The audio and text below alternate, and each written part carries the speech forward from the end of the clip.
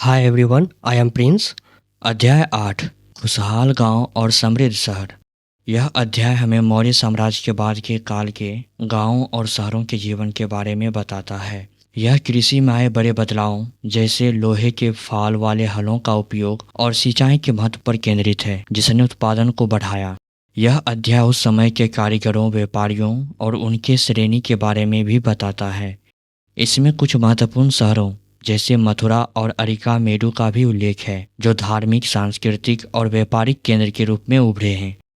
चलिए एक एक करके सभी पॉइंट को जानते हैं। पहला पॉइंट है कृषि में विकास। लोहे के फाल वाले हल के बारे में जानते हैं। इस समय लोहे के औजारों का उपयोग बहुत बढ़ गया था। लोहे के हल के फाल ने कठिन मिट्टी को भी आसानी से जोतना संभव बना दिया, जिससे अनाज का उत्पादन बढ़ा। सिंचाई के बारे में जानते हैं। इस काल में किसानों ने कुओं, तालाबों और नहरों जैसे कृत्रिम साधनों से सिंचाई करना शुरू किया, जिससे सूखे के समय में भी खेती संभव हो पाई। गांव का जीवन। गांव में आमतौर पर 3 तरह के लोग रहते थे। तमिलनाडु की बात करें तो वहाँ पर कैसे थे? तमिलनाडु में बड़े भूस्वामी, वेल्लाल जिसे कहते थे वहाँ के भाषा में, साधारण किसान, उझावर जिसे कहते हैं, और भूमिहीन मजदूर, कदेसियार और अदिमाई के नाम से जाने जाते थे। भूमिहीन मजदूर तो दूसरे के खेतों में काम करके ही अपना गुजारा किया करते थे। उत्तर भारत के क्षेत्रों में देखें तो वहाँ पर ग्राम प्रधान हुआ करते थे।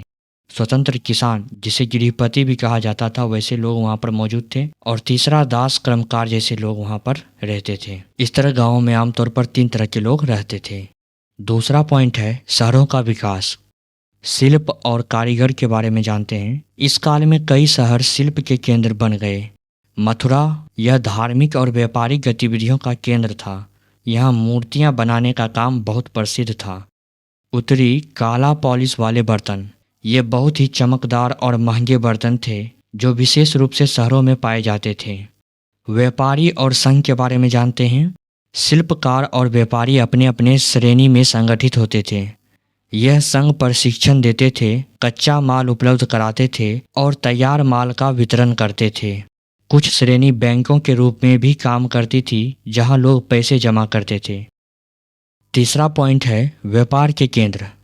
इस काल में भारत का आंतरिक और बाहरी व्यापार बहुत बढ़ गया था। समुद्री व्यापार बंदरगाहों जैसे अरिकामेडु, जो कि पुडुचेरी में है, वहां से रोम तक के व्यापार किए जाते थे। पश्चिमी एशिया और दक्षिणी पूर्व एशिया तक व्यापार भी होता था। इस काल में आहत सिक्के, जिसे पंचमार्क सिक्के भी कहते हैं, उसका उपयोग बहुत बढ़ गया था। ऊपर के चित्र में आप उन सिक्कों को देख भी सकते हैं। व्यापारिक मार्ग। व्यापारी इन मार्गों से मसाले, सूती कपड़े, जड़ी बूटियां और अन्य सामान ले जाते थे, और इस मार्ग का अधिक यूज व्यापारियों के द्वारा होने के कारण उस मार्ग का नाम व्यापारिक मार्ग भी पड़ गया था। बस इतना ही है इस अध्याय में। यह अध्याय भी खत्म।